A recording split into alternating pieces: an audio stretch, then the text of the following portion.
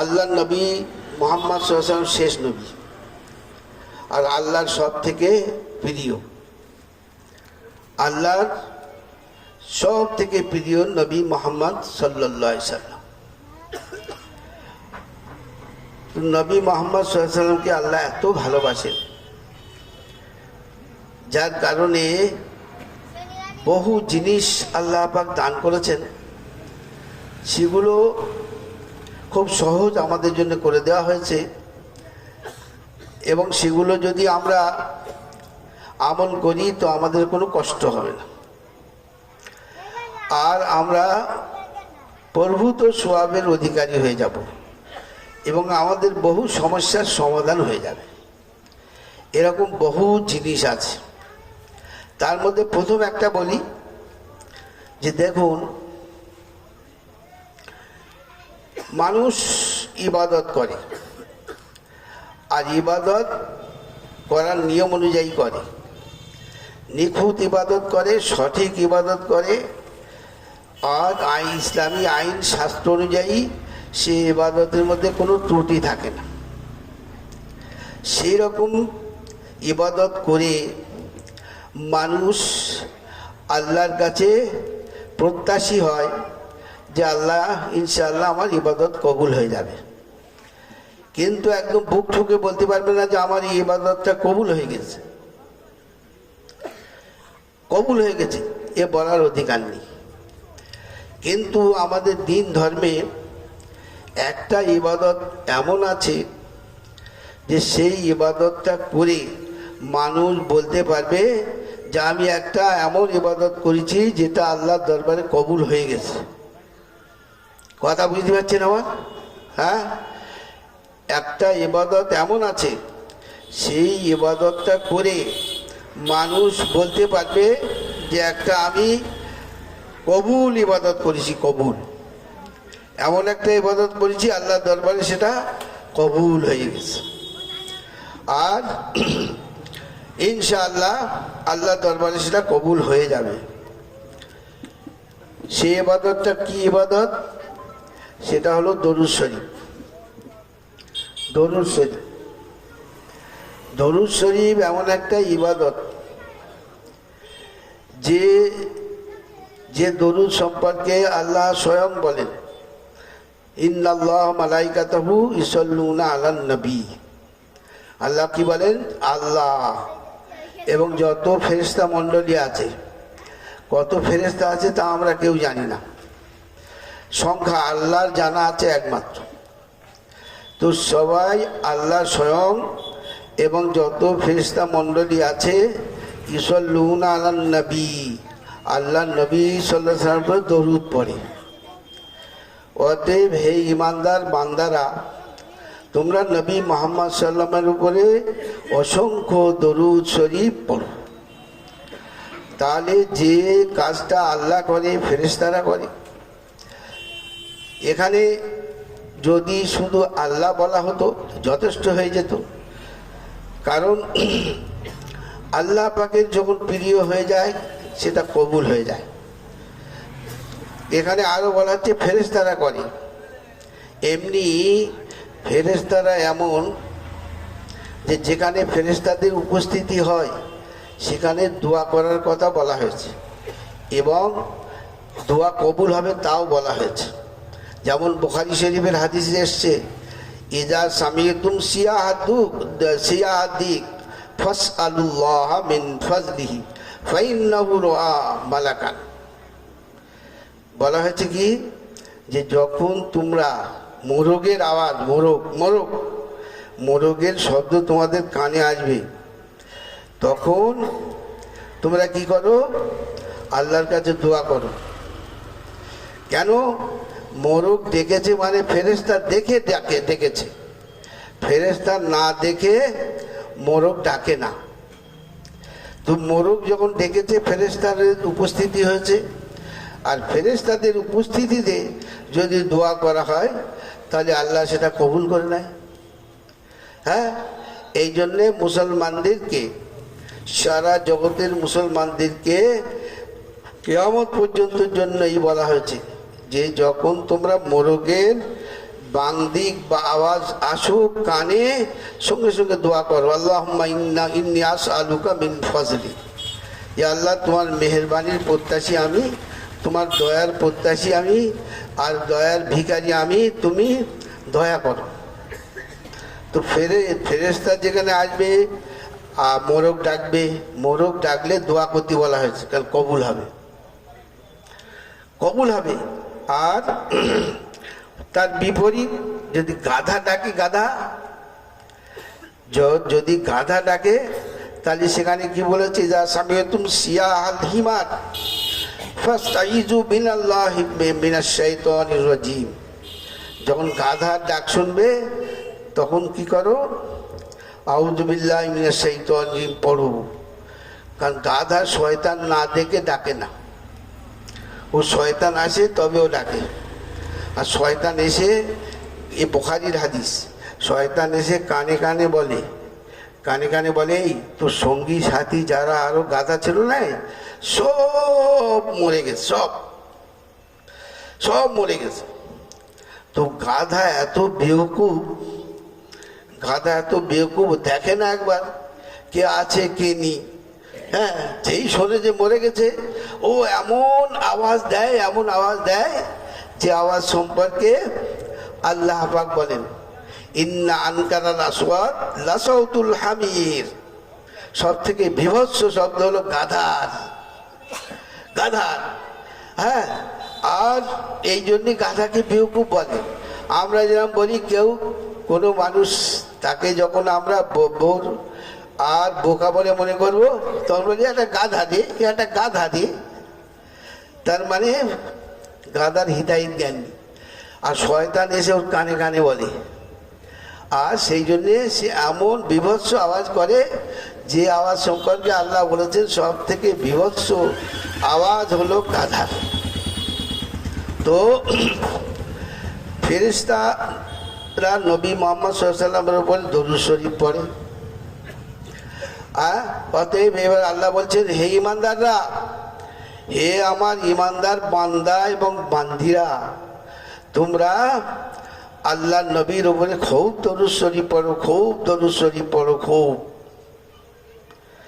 হ্যাঁ, আল্লাহ পাক শুধু যদি বলে দিতেন যে সব দরুদ শরীফ পড়ে ফেরেশতা আল্লাহ, তাও হতো, কিন্তু এমন জোরদার বাক্য ব্যবহার করা হয়েছে যে বলে ইন্না, এক কথা, দ্বিতীয় কথা নেই।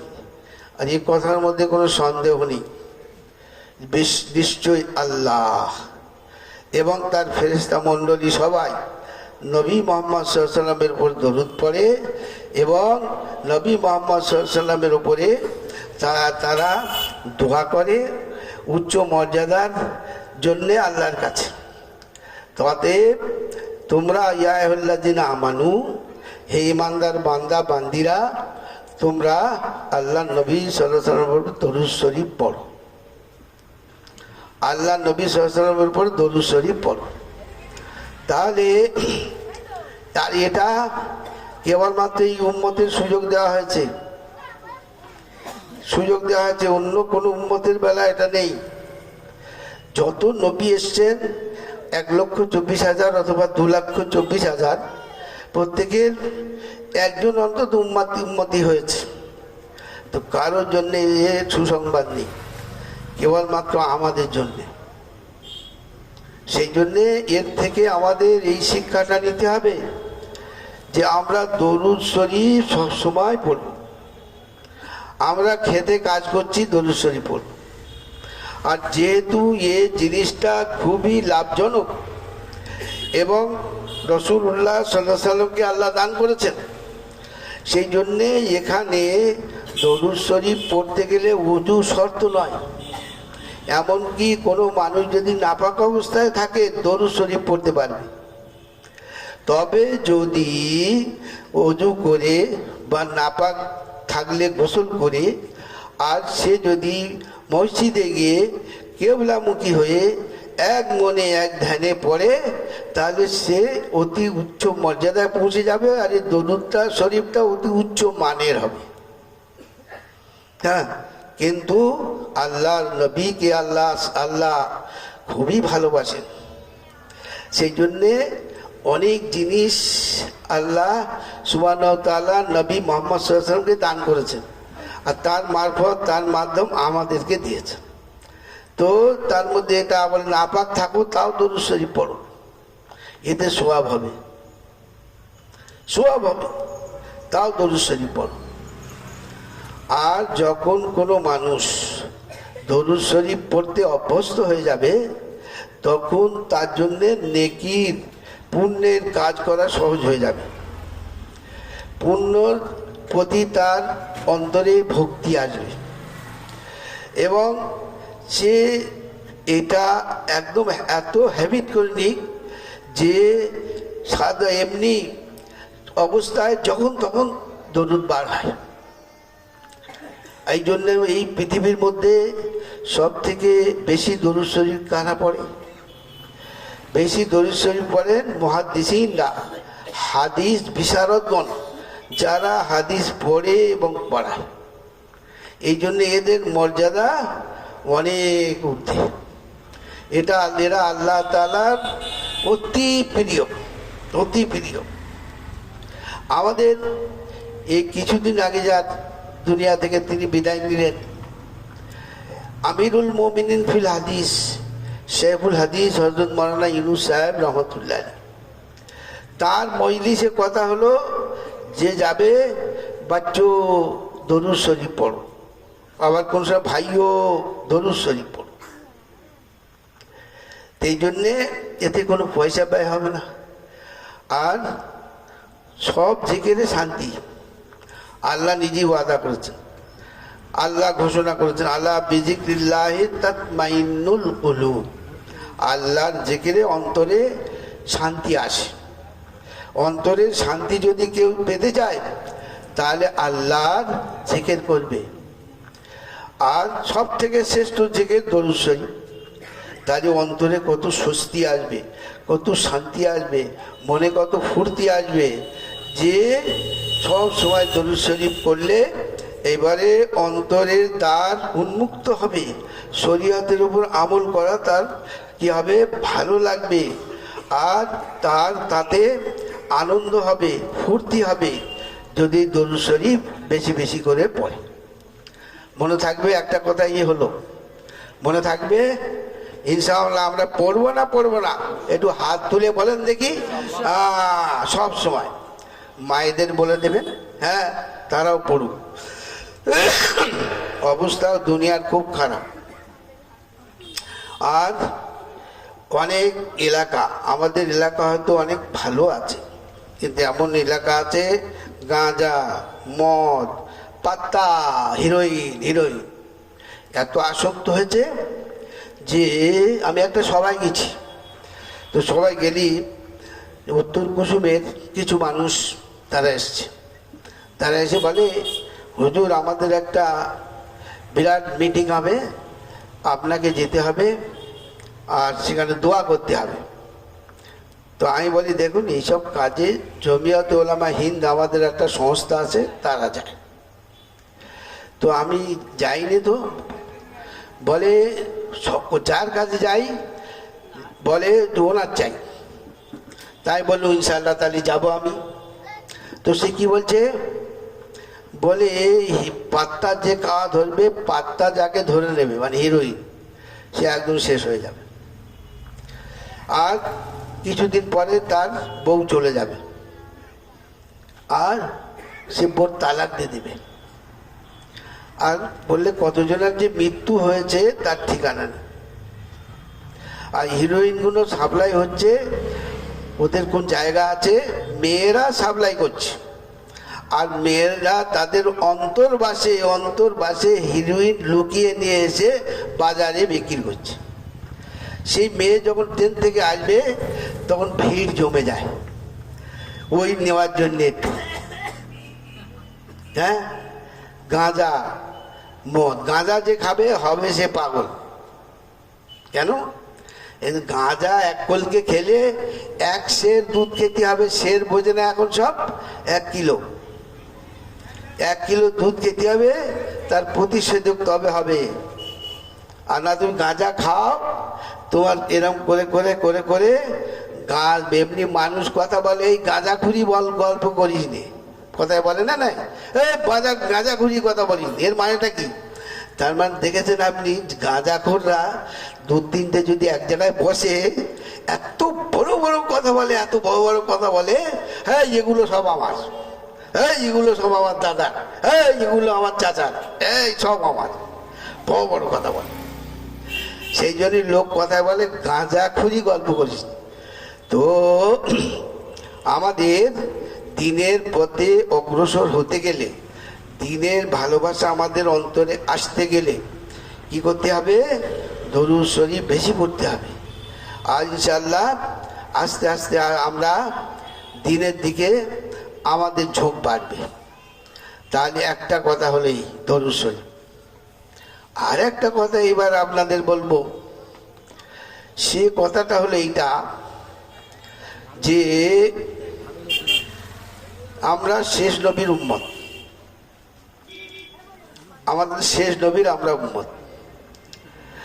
আর রাসূলুল্লাহ সাল্লাল্লাহু আলাইহি ওয়াসাল্লামের পরে আর কোনো নবী আসবেন না। যদি কারোর মনে কোনো দিন হয় যে আরো নবী আসবেন, তাহলে তারা কাফের হয়ে যাবে, তাহলে তারা কাফের হয়ে যাবে, ঈমান থাকবে না তাদের, বউ তালাক হয়ে যাবে। সেই জন্যে শেষ নবী মুহাম্মদ সাল্লাল্লাহু আলাইহি ওয়াসাল্লামের উপরে যে নবুয়ত শেষ হয়েছে, এরপরে আর কোনো নবী আসবেন না। আর এই উম্মতের উপর কিয়ামত হবে। কিয়ামত মানে মহাপ্রলয়, কিয়ামত মানে সব একদম চূর্ণ বিচূর্ণ হয়ে যাবে। ওয়াতাকুনুল জিবালু কালহিনিল মানফুস। কিয়ামত মানে কি?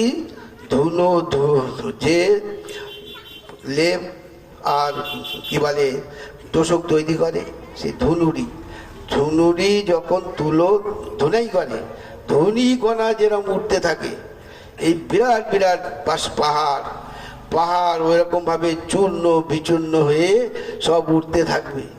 এবং যে জলভাগ আছে, জলভাগে ভরে যাবে, পুরো পৃথিবী স্থলভাগে পরিণত হয়ে যাবে। তো সে কিয়ামত হবে। হযরত ইসরাফিল আলাইহিস সালাম এই দায়িত্বে আছেন। তিনি একদম সিংহা নিয়ে বসে আছেন আল্লাহর নির্দেশের অপেক্ষায়। আল্লাহর পক্ষ থেকে যেই তাকে বলা হবে মারো ফুঁক, এক ফুঁক মারবে। আর সেটা হবে মুহররম মাসের 10 তারিখের শুক্রবার আসরের পরে কিয়ামত হবে। কি বললাম? মুহররম মাসের 10 তারিখ শুক্রবার হবে, আসরের পরে কিয়ামত হবে। সারা পৃথিবী চূর্ণ বিচূর্ণ হয়ে যাবে, সব মৃত্যু মুখে পতিত হয়ে যাবে। আর এইবারে এর 40 বছর পরে ফের আবার ইসরাফিল আলাইহিস সালাম ফুঁক মারবেন। তখন মানুষ সব উঠবে হাসরের ময়দানের দিকে, তীক্ষ্ণ বেগে তীর গতিতে সব দৌড়াতে থাকবে, আর সব উলঙ্গ হবে। হাদিস শরীফ এসছে যে আমাদের যে মুসলমানি দেওয়া হয়, এই মুসলমানি দেওয়াটা আমাদের জন্য সুন্নত। আর মেয়েদের মুসলমানি দেওয়া হলো মুস্তাহাব, হ্যাঁ। আর পুরুষদের বাচ্চাদের মুসলমানি দেওয়া হলো সুন্নত। তো এই সুন্নতে মুসলমানিদের যে অংশটা কেটে বাদ দেওয়া হয়, সেটাও এসে জুড়ে যাবে। সব মানুষ উলঙ্গ অবস্থায়, পুরুষ নারী হাসরের ময়দানে উপস্থিত হয়ে দৌড়াতে থাকবে। আর সিরিয়ায় হাসরের যে সেখানে স্টেজ হবে, বিচারের স্টেজ হবে, সেই দিকে সব চলে যাবে, তারপর বিচার হবে। তো আমাদের এইবারে যে শেষ নবীর উম্মত আমরা, তাহলে এই উম্মতের উপর কিয়ামত হবে। তাহলে এই দিনটা কিয়ামত পর্যন্ত বাকি থাকবে। আর দিনটা কিয়ামত পর্যন্ত বাকি থাকার জন্যে আল্লাহ সুবহানাহু ওয়া তাআলা তার ব্যবস্থা কোরআন শরীফের মধ্যে করেছেন। রাসূলুল্লাহ সাল্লাল্লাহু আলাইহি ওয়াসাল্লাম তিনি খুঁটে খুঁটে বলে দিয়েছেন। আর সেটা কিভাবে? যে প্রত্যেক মানুষের উপরে যে আমল করা ফরজ, সেই আমলের তবলিগ করাও ফরজ। তেমন একটা মানুষের উপরে নামাজ পড়া ফরজ, নামাজ পড়া ফরজ। তো নামাজের তবলিগ করা, আর তবলিগটা প্রথম শুরু করবে কোথা থেকে? তার ফ্যামিলি থেকে। আল্লাহ পাক বলেন যে কু আনফুসাকুম ওয়া আহলিকুম নারা, যে তোমরা নিজেদেরকে এবং তোমাদের পরিবার পরিজনদেরকে, পরিবার বর্গকে জাহান্নামের আগুন থেকে বাঁচাও, জাহান্নামের আগুন থেকে বাঁচাও। তো এই জিনিসটা, এই তবলিগ জিনিসটা খুবই জরুরি। কোরআনে পাকের মধ্যে আল্লাহ পাক বলেন আতামুরুনান নাসা বিল বিররি ওয়া তানসাউনা আনফুসাকুম আফালা তাকিলুন, যে তোমরা অপরকে নেকি কাজ করার কথা বলো আর নিজেরা করো না, ওদের কি জ্ঞান আক্কেল নেই? এর থেকে সমস্ত মুফাসসিরিনগণ কি বলেছেন, যে যখন কোনো কাজ নিজে করে না কিন্তু তার তবলিগ করা তার উপর ফরজ, সেটা তার থেকে ও নিষ্কৃতি পাবে না। যেমন একজন অভিভাবক, একজন গার্জেন, একজন পরিবারের পরিচালক নিজে বেনামাজি, নামাজ পড়ে না, বেনামাজি নামাজ পড়ে না, কিন্তু ওর উপরে ফরজ হলো তার স্ত্রীকে নামাজ পড়ার কথা বলবে, তার মেয়েকে বলবে, তার ছেলেদেরকে বলবে, ফরজ। হ্যাঁ, অথচ নিজে নামাজ পড়ে না। তার মানে তবলিগ এত জরুরি। কেউ যদি মনে করে যে আমি যখন নিজে করতে পারব না অপরকে কেন বলবো, এটা হলো সমস্ত মুহাদ্দিসিন মুফাসসিরিনদের মতে এটা হলো শয়তানের কথা, শয়তানের। হ্যাঁ, যে আমি করতে পারি না কেন বলবো না, অন্যকে কি করে বলি, এটা হলো শয়তানের কথা। তাই আমাদের শরীয়ত অনুযায়ী যদি আমল করি, কদিনের জীবনটা ঠিক। হ্যাঁ, আজকের এই আসরের পরে মগরিবের একটু আগে বরুহাটায় অ্যাক্সিডেন্ট হলো, ট্রেকার আর বাইকে। এখন কে বাঁচে কে মরে? কি বলে, বাইকওয়ালার অবস্থা খুব খারাপ। এরকম সবসময় অ্যাক্সিডেন্ট হচ্ছে। তো আমাদের হ্যাঁ হ্যাঁ তো আমাদের কে কখন মরবো তার ঠিক। হ্যাঁ, সেই জন্যে শরীয়তের উপর আমাদের আমল করতে হবে। আর যা আমলগুলো আমরা করবো না, এটা কি খোড়ো আমল হবে না, মানে এতে কোনো মজা নেই তা নয়। এতে মজা মজা যদি একজন মানুষ পূর্ণ নামাজি হয়, তো আল্লাহ নবী সাল্লাল্লাহু আলাইহি ওয়াসাল্লাম বললেন কিন্তু কুররাতু আইনি ফিস সালাত, যে আমার চোখের ঠান্ডা হলো নামাজের মধ্যে। নামাজ পড়বে সে যেন জান্নাতে আসে, একটা সেদায় যাবে সে যেন জান্নাতে আসে। যেখানে মজলিসে দূর দূরান্ত থেকে লোক আসে, একজন হাজি সাহেব বলছে যে আমি যখন তাহাজ্জুদে উঠে যেই আমি সেদায় যাই, আমি সব কিছু বলে যাই, শুধু আমার কান্না আসে, শুধু কান্না আসে। তো আমল করা মানে এই দুনিয়ায় জান্নাতের স্বাদ গ্রহণ করা, ইয়ে করে দেখতে হবে। তাই এই পর্যন্ত শেষ, যে আমাদের শুধু আমল একা করলে হবে না, যেখানে থাকবো, যে জায়গায় যাইব, সেখানে অবস্থা অনুপাতে আমাদের তবলিগ করতে হবে। শয়তান তৈরি যায়, ওর বোঝাবে এই তুই তো নামাজ পড়ি না, অপরের কি করে বলবি? হ্যাঁ, তুই মদ খাস, অপরের মদ খেতে কি করে নিষেধ করবি? তুই গাঁজা খোর, অপরের কি নিষেধ করবি? না, এটা চলে না। গাঁজাখোর গাঁজা খাক, কিন্তু গাঁজাখোরের কাছে আরো যে গাঁজাখোর আছে, এই গাঁজাখোরের তবলিগ করতে হবে। বলতে তোরা গাঁজা খাই রে, সর্বনাশ হয়ে যাবে রে, সর্বনাশ হয়ে হাঁড়ি কুড়ি বিক্রি করতে হবে, বউ পালাবে। হ্যাঁ, বউ পালাবে। তো এই দুটো কথা বললুন, আপনারা এবার চিন্তা করে দেখুন।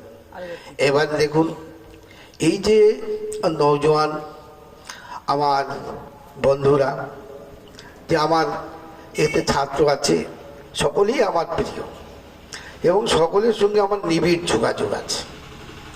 এরা যে এই একটা ক্লাব তৈরি করেছে হিলফুল ফজুল, এটা রাসূলুল্লাহ সাল্লাল্লাহু আলাইহি ওয়াসাল্লাম নিজে করেছিলেন এবং রাসূলুল্লাহ সাল্লাল্লাহু আলাইহি ওয়াসাল্লাম মক্কা থাকা অবস্থায় করেছিলেন।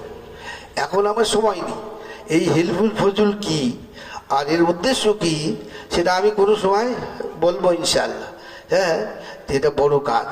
এই মহৎ কাজে যখন আপনাদেরকে ডাক দেওয়া হবে আল্লাহর উদ্দেশ্যে, এখানে অন্য কোনো কথা হবে না, কোনো গান বাজনা হবে না, কিচ্ছু হবে না, কারোর দুর্নীতির বর্ণনা হবে না, আর চোরেদের কথা বলা হবে না।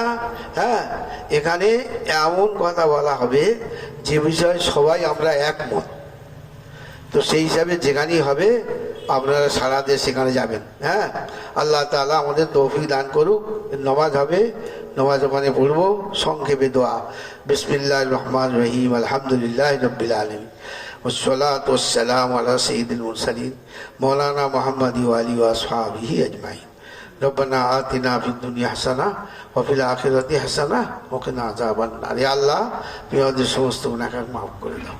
ইয়া আল্লাহ, এই বাচ্চারা যে হিলফুল ফজুল, ইয়া আল্লাহ, এই বড় মহৎ কাজ, বড় কাজ, ইয়া আল্লাহ, এদের নিজেদেরকে বুঝিয়ে দাও এবং এর প্রতি এরা যেন ওদের অনীহা না আসে, কারোর সমালোচনা করার কারণে এরা যেন দুমড়ে মুচড়ে না পড়ে, এরকমভাবে এদের সজাগ করে দাও। আর এদের তুমি সব দিক দিয়ে সাহায্য করো।